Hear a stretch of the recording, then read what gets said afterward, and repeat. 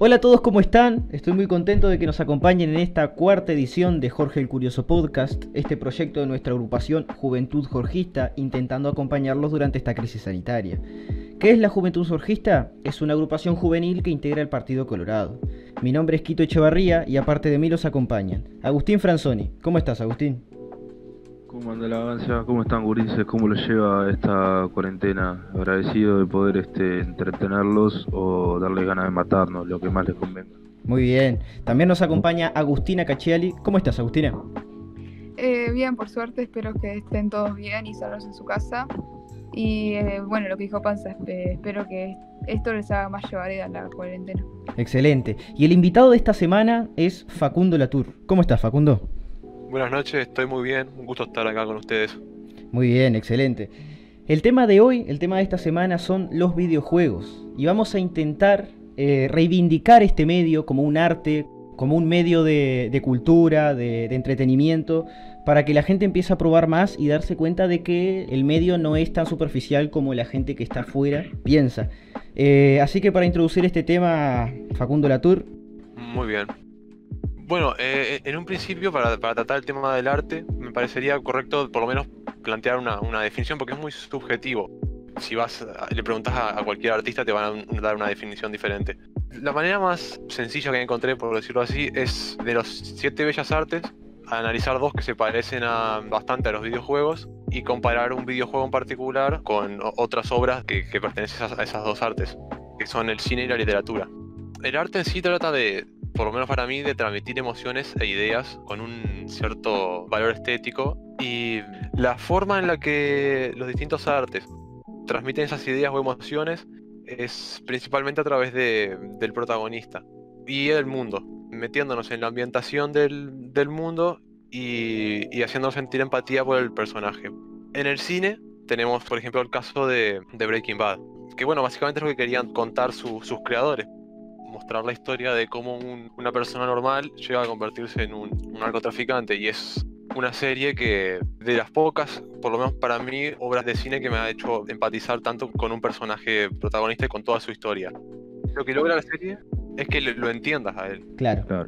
Después, cuando vos ves a un narco, ¿no? Que es lo que creo que intenta transmitir la serie, que cuando veas a un narco en la vida real, que escuches de él o algo, que pienses en él como una persona que al principio era como Walter White. Me hace ver el mundo de otra manera. No, y también el entender la razón de por qué Walter White lo hacía, te ayuda quizás a empatizar más, porque sí, capaz que yo por mi familia también haría lo mismo. Ajá. Y bueno, viendo esto, quería decir que el otro arte que también se caracteriza por contar historias, que es la literatura, para mí logra todavía un caso de mayor empatía con sus protagonistas y de introducirte en el mundo. Aunque, como ya dije, hay casos muy buenos como los de Walter White en Breaking Bad y otros similares.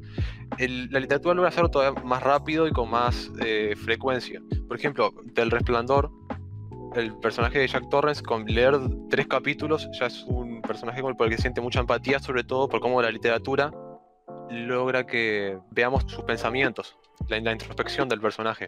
Y a partir de eso quería hablar de los videojuegos. Los videojuegos para mí logran todavía un caso mayor de empatía con el personaje, porque nosotros lo controlamos.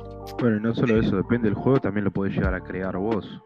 También, es cierto. Pero dentro de un personaje que esté con una historia fija y con una personalidad ya definida, el controlarlo hace que hagas una especie de simbiosis con el personaje y que viva su historia de otra manera. Es que bueno, comparando las tres, creo, o sea, la literatura, el cine y los juegos, creo que con los personajes llegas a eso. Quizás en el cine uno puede llegar o no empatizar con un personaje o sentirse identificado, pero ya como que tenés todos los parámetros dados, ya ves el personaje, es así, pero en cambio, no sé, en la literatura vos lo lees y vos ya está puesto también, pero vos te imaginás todo como vos querés, ya sea el escenario, ya sea cómo hace las cosas, y en los juegos, así tenés el escenario dado y tenés como el guión hecho, vos igual podés decidir, y eso te da cierta libertad y te da cierto como sentimiento de... que también hay gente que se siente Dios jugando, pero te da como cierto sentimiento de control que no podés tener en una película quizás. El cine, por ejemplo, es un medio que tiene otra estrategia, que es igual de válida, que te va llevando de la mano a medida que te va contando la historia. O sea, no te da mucho margen para que vos, por ejemplo, te imagines algún otro aspecto dentro de la historia o que tomes decisiones dentro de la historia. En el videojuego, por ejemplo, si tomamos como ejemplo David Cage y los juegos que hace, son como todo lo contrario al cine. Aspiran a ser cine, pero en realidad las decisiones dentro de todo las toma el jugador. Y aunque los personajes ya estén definidos y tengan su personalidad definida y estén en una historia ya definida, dentro de todos esos parámetros el jugador puede empezar a, valga la redundancia, jugar dentro de la historia para llegar a un final diferente. Entonces eso es algo que por ejemplo el cine no te lo permite y que logra, como dice Facundo, una empatía muchísimo mayor con los personajes. O los finales alternativos también, como por ejemplo el final de GTA V, que tenés 3 opciones para elegir, que dentro de esa situación es como más real que en una película. El que tengas que decidir si o matar a un amigo o a alguien, o decidir qué hacer y arriesgar tu vida, como que te da una sensación diferente que en la película, que es como no lo podés cambiar, es así. Exacto. Además, tipo, que toma más creatividad, tipo, para los creadores. O sea, no es fácil agarrar y crear, tipo, diferentes mundos alternos dependiendo de lo que vos, o sea, de lo que vos opines, o sea, o lo que vos elijas. Tenés que crear un mundo en los juegos. En las películas agarrás un set y decís, bueno, quiero esto. Lo hacen y agarran y te cierran 3 manzanas de una ciudad y ya está. Ajá. Cambio, en el juego lo tenés que hacer desde cero. Desde pintar la liñita en la calle. Esos juegos que tienen, viste, las quebraduras normales en el pavimento. Tenés que hacerlo. Y por eso lleva a veces 3 años el desarrollo de un juego, cuando una película puede llevar 1 o 2. Sí. De hecho, el juego del que yo iba a hablar ahora, que es Red Dead Redemption, valió 500 millones de dólares. Claro. Y demoró 8 años en hacerse. Y sí, es más difícil por la creatividad de los creadores. Hay que tener en cuenta que hay 1000 cosas que un jugador quizá hace y otro no. Por ejemplo, el guión de Red Dead Redemption tiene 2000 páginas. Dependiendo de las cosas que decidas hacer, es más que cualquier novela que exista prácticamente. Hay que aclarar que, por ejemplo, el Red Dead Redemption pertenece a un género de los videojuegos que es sandbox. Tenés mundo abierto, entonces tenés tanto misiones que son principales, que avanzan el desarrollo del juego, la historia principal, y después tenés misiones secundarias, como hay en el GTA y en otros juegos sandbox, que vos podés hacerlas de forma optativa, podés hacerlas o no. Que las misiones alternativas encajen con las principales. Claro, sí, sí. Parece que van separadas. Es que terminan siendo lo más parecido a la realidad dentro de todo. Sí, y hay muchos juegos que llevan eso hasta un extremo que resulta impresionante.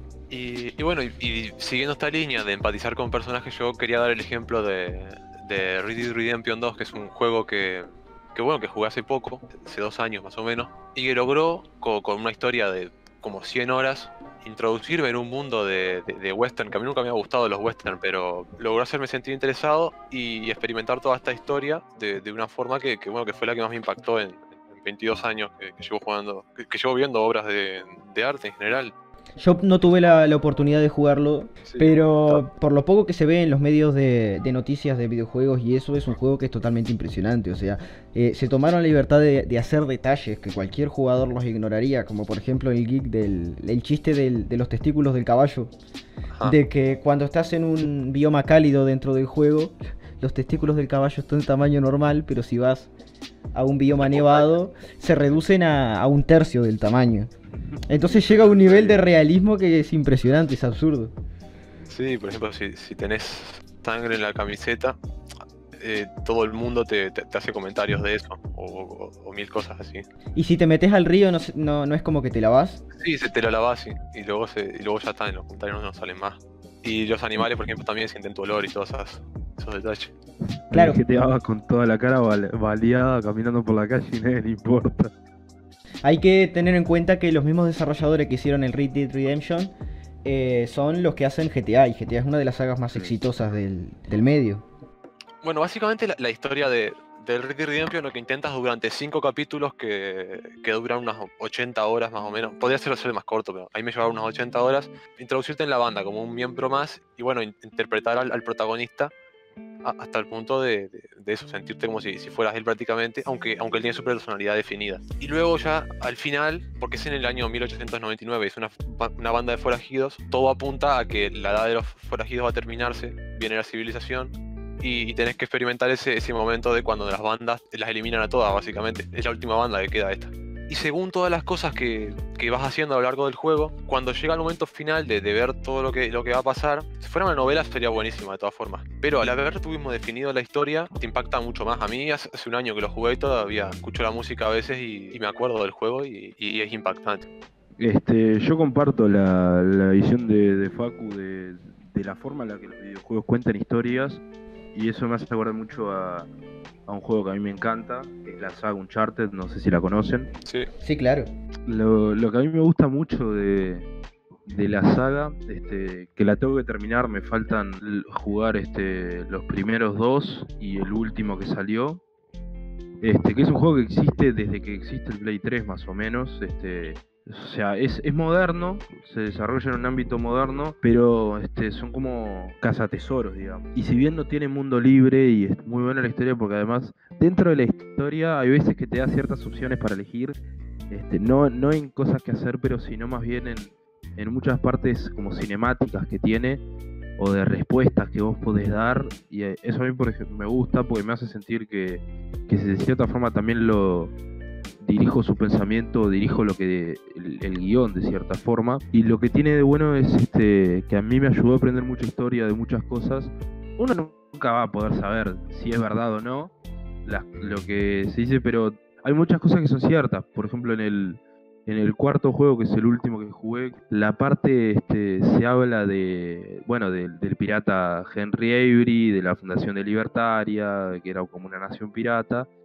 Y se ve mucho se habla mucho de Sandismas. Sandismas era el ladrón penitente. Cuando se crucifica a Jesús, estaban Jesús, Sandismas y el otro que no me acuerdo cómo se llama. No sé si alguno se acuerda. No. No. Somos todos ballistas. Y que Sandismas se creía el ladrón penitente. Entonces se habla mucho de la analogía que se hace en la comparación de los dos.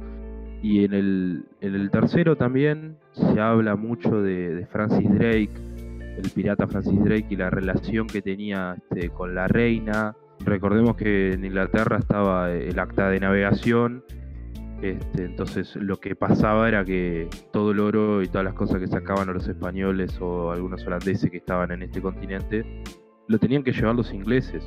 Entonces los piratas supuestamente que les robaban eran también ingleses, y como que algo iba para la corona, y eso generó una crisis grande en toda Europa. Y está bueno como se habla de todas esas cosas, y el descubrimiento de varios lugares que se supone que fueron descubiertos en esa época de los piratas y que ahora mucho no se sabe, y cómo va contando la historia, y también te va mostrando cosas personales de la historia, como algo que a mí me gustó mucho, la relación que tiene el personaje principal, que se llama Nathan, con su hermano, y con una especie de mentor que tiene y todo eso, y como también te lleva a muchos lugares del mundo el juego, porque puede estar haciendo una misión, no sé, en alguna ciudad abandonada en Europa o alguna catedral, y de repente estás en un templo en el medio de Arabia, y está muy bien hecho. Claro, está bueno aclarar que la trama principal del Uncharted es Indiana Jones en versión millennial. O también se podría decir que es como un Tomb Raider versión hombre. Por ejemplo, juegos que son similares a estos, que usan una historia principal en el presente para contarte cosas que podrían ser ficción, como no, del pasado, claro, son la saga de Assassin's Creed. Esa saga de juegos yo sí la jugué, le tengo mucho cariño, pero después del Black Flag, del 4, considero que empezaron a bajar el nivel un poco. No lo jugué, pero un profesor de historia que yo tenía, nos dijo que hay una escena muy importante de la historia americana retratada en el juego, lo del Boston Tea Party. Sí, claro. Sí, en el 3. Que está en el Assassin's Creed, y un poco lo usó como analogía, y a mí me interesó, siempre lo quise jugar, pero está. Y pasa de que, aparte de los hechos históricos, porque por ejemplo, la trama de Assassin's Creed es que hay como unos fragmentos del Edén, que son frutos del Edén, pero son tecnología de una civilización anterior que nosotros conocemos como primera civilización. Tienen los nombres de los dioses romanos, y ellos crearon la civilización humana mezclando su ADN con los primates para tenernos como esclavos. Y las dos personas que se rebelaron contra esa civilización porque no querían ser más esclavos robando el fruto del Edén fueron Adán y Eva. Entonces te cuenta toda la historia de cómo dos órdenes, que una son los asesinos, que vendrían a ser los buenos, contra los templarios, los caballeros templarios que todos conocemos, que en este caso serían los antagonistas, luchando para tener el control del mundo. Y te cuenta en cada uno de los juegos una época diferente. Por ejemplo, el primer Assassin's Creed está ambientado en la actualidad, pero te cuenta cosas de la época de las cruzadas. El segundo juego está ambientado en la Italia renacentista. Aparece, por ejemplo, Da Vinci, aparece un papa que es uno de los antagonistas. Hay dos familias que son importantísimas para la historia italiana, que son los Medici y los Borgias, que también son antagonistas en el juego. Entonces, más allá de todo el tema que es ficción, las cosas que te cuentan reales son muy interesantes. Y pasa que con la saga Assassin's Creed también se usa para dar clases de arquitectura. Yo como estudiante de arquitectura he tenido clases en los que ponen ejemplos de los modelados 3D de Notre Dame en París para poder estudiarla bien y ver el sistema estructural y todo eso. Incluso para poder volver a construir o arreglar las partes que se derrumbaron en el incendio del año pasado, van a usar como base los modelos 3D del Assassin's Creed Unity, que está ambientado en la Revolución Francesa. La satisfacción que sentís cuando te cuesta mucho pasar a un nivel y lo perdés y volvés a iniciarlo y lo perdés, cuando lográs pasarlo, te llena. Ningún otro medio puede darte la satisfacción que tiene esa situación. Claro. De diseño también, de tener que calcular la dificultad exacta para que no te frustres mucho, pero tampoco que sea muy fácil. Que sea muy sencillo, claro. Está bueno. Además de que todo el tema de las historias y todo que estuvimos hablando de los videojuegos también, hay que destacar todo el tema que lleva el marketing y el merchandising tipo de estos juegos.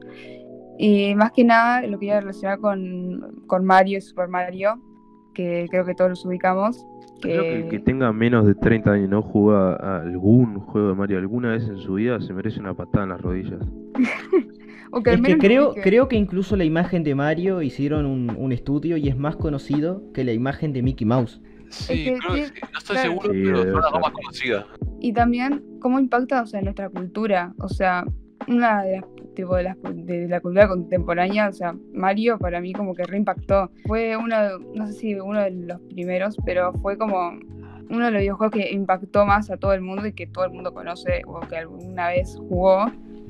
Y bueno, también está bueno porque es un juego que es para toda la familia, cualquiera puede jugar. Y quería también ir a lo que se considera un spin-off de lo que es el Super Mario, que es el Mario Kart en el Wii. Creo que la mayoría lo conoce, es un juego de carreras de Mario. Están todos los personajes, está, no sé, Luigi, o está la princesa Peach, o está Bowser. Justamente todo esto puedes jugarlo con la familia y además puedes jugarlo también solo como en equipos. Tenés varias pistas, varios circuitos, cada personaje tiene un auto personalizado. Yo, la verdad, me remarcó la infancia. Es un juego que que yo siempre jugaba. Es que ¿quién no jugó con los amigos o los primos al Mario Kart? No, y claro, y como juegos... Bueno, y el formato se ha repetido mucho también. La verdad que lo recomiendo, el juego está muy bueno. Claro, todo este tipo de juegos están hechos quizá para un consumidor más casual. Son juegos familiares que, por ejemplo, el Mario Party, que para explicarlo de forma básica es un juego de mesa, pero que la jugás en una consola. Y te cagás de la risa, es para jugar con amigos, jugás una partida que te lleva 1 hora y después no volvés a jugar más. Y son como otro aspecto dentro del medio que vale la pena también probar. Como estos géneros, este tipo de juegos que ya hablamos, hay un montón también que tienen muchas diferencias. Por ejemplo, yo soy muy fan de un tipo de juego que se denominan MMORPG. Son juegos masivos en línea, en la que te creas un personaje que tiene una profesión o un arma o un atributo determinado e interactúas con otros jugadores en el mismo mapa. La particularidad que tiene este género es que la historia no te la da los propios desarrolladores o el videojuego. Te da un bosquejo para introducirte en el mundo, pero en realidad la historia la creas vos. Para crear esa historia, el mundo te da un montón de herramientas. Por ejemplo, podés juntar recursos para fabricarte tu propio equipo, tus propias armas, tu propia ropa, o para fabricarte tu casa si el juego lo permite. Podés crear grupos de personas que se denominan clanes, en el que podés unirte para pelear con otros clanes que son otros jugadores. La gente que ya está metida en el medio conoce un montón, son bastante conocidos. Tenés el Lineage, tenés el World of Warcraft, tenés el Metin, que todos jugamos al Metin en alguna vez. Y un juego que es más reciente, que es el que estoy jugando ahora, que es el Albion Online. Todos los juegos como estos surgieron de un clásico que es Dungeons and Dragons, que seguramente lo conozcan. Pero no sabía que era un juego de computadora. Bueno, en los años 70, varios desarrolladores, grupos de amigos, querían jugar Dungeons and Dragons, que era un juego de mesa, no necesitabas un ordenador, pero cada uno desde un ordenador. Entonces, las primeras versiones de este tipo de juegos para PC eran muy simples, tipo no tenían interfaz, era todo hecho con código. De a poco en los últimos 50, 40 años fueron evolucionando al punto de tener una complejidad que incluso demoran 4 o 5 años en crear un juego. Y para explicar todo eso, quiero tomar como ejemplo el juego que estoy jugando ahora, que es el Albion Online. Lo principal que tiene este juego es que es único servidor. ¿Qué quiere decir único servidor? Que es un mapa para absolutamente todos los jugadores del mundo. Si una persona en Rusia empieza a jugar al juego, se puede cruzar con vos perfectamente en un sector del mapa y crea un servidor que es enorme, que tiene biomas, que tiene 3 islas, que tiene un continente y que cada una de las islas y continentes tienen características diferentes. Y aparte, otra cosa que lo hace muy adictivo es el hecho de que el sistema económico que tiene el juego intenta ser lo más orgánico y lo más parecido a la realidad posible. Por ejemplo, si vos querés comprarte una espada dentro del juego, no es una espada que aparece en el momento que la comprás y que el precio esté definido por los desarrolladores o por el juego, sino que esa espada la tuvo que fabricar otro jugador y que para fabricarla tuvo que o juntar los recursos o comprarlos, y si compró los recursos es porque un jugador antes juntó esos recursos y los puso a la venta. Y cuando vos pones a la venta la espada, tenés que fijarte lo que se está pagando en ese momento por una espada de esa clase. Entonces tenés que mirar una tabla en que te dice cómo está la oferta y la demanda de todos los jugadores del mundo o de ese mercado. Y si vos ves que ahí la tenés que vender muy barato y no tenés ganancia, te va a tocar montarte en tu caballo, moverte hasta la ciudad de al lado y fijarte si ahí podés venderla a un mejor precio. Entonces eso se genera una complejidad que resulta extremadamente adictiva y que le da un realismo al juego que no se encuentra en otros medios. Por ejemplo, actualmente estoy organizado en una guild, en un clan dentro de este juego que se llama Killing Reeds, en el que todas las semanas tenemos que juntarnos a cierta hora en la isla del clan para poder ir a pelear con otro clan para poder robarles el territorio. Y como es servidor único, igual estamos peleando con un clan de coreanos. Yo particularmente lo disfruto un montón, y toda esta complejidad permite que ocurran cosas que con otros medios no pasan. Por ejemplo, en el 2005, gracias a una actualización que se hizo dentro del juego World of Warcraft, que es uno de los clásicos de este género, un montón de jugadores entraron a conocer una nueva región que habían puesto. El boss final de esa región tenía una mecánica que se llamaba sangre corrupta, que al acercarte a un infectado con esta mecánica, pasabas a perder un porcentaje de vida por segundo.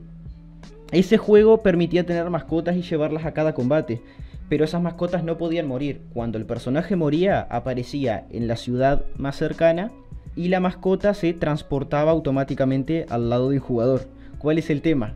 Que como la mascota no moría, esa mecánica, sangre corrupta, seguía en la mascota y volvía a contagiar al personaje en la ciudad donde había reaparecido. Y ahí empezó a contagiar absolutamente todos los jugadores de esa ciudad y así a las otras ciudades, al punto de que tuvieron que declarar cuarentena dentro del juego esperando a que los desarrolladores solucionaran este bug. Por ejemplo, al principio los jugadores no se lo tomaron en serio, empezaban a hacer bromas, contagiaban a otros jugadores, pero cuando vieron que habían pasado horas y no habían podido solucionar, tuvieron que organizarse. Y no era que los desarrolladores pusieron un cartel en el que decían que tenían que hacer esto. Los jugadores vieron que tenían que organizarse porque si no, sus personajes iban a morir y iban a perder un montón de horas de juego.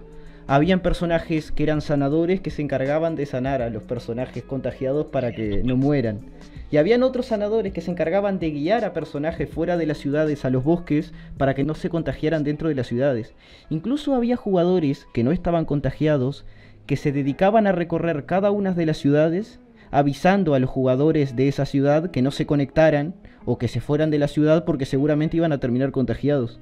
Es impresionante cómo como un medio como son los videojuegos puede permitir ese tipo de situaciones, al punto de que hay expertos en el tema que han estudiado el comportamiento de los jugadores en esas situaciones para ver cómo reaccionaría el mundo ante una situación similar. Por ejemplo, un epidemiólogo que se llama Ran Basiler, de la Universidad de Israel, publicó un paper en la revista Epidemiology en el que comparaba la sangre corrupta de World of Warcraft con el brote de la gripe aviar y proponía que se usaran juegos de rol como modelo para prever la actuación de la gente en caso de una situación así. Y no fue el único doctor interesado en la sangre corrupta.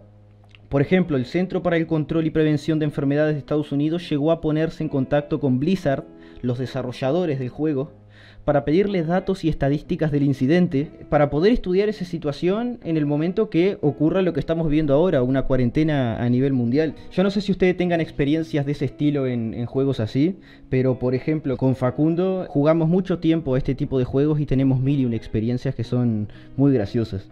Nos damos cuenta de que es un medio que falta explotar todavía un montón, y viendo lo que se viene ahora con las nuevas tecnologías, por ejemplo de realidad virtual o de realidad aumentada, recién estamos probando una parte de lo que puede llegar a ser este medio, y invitamos a la audiencia a empezar a conocer más sobre el medio si no están metidos, darles una oportunidad porque seguramente vayan a pasar igual de bien que pasamos nosotros.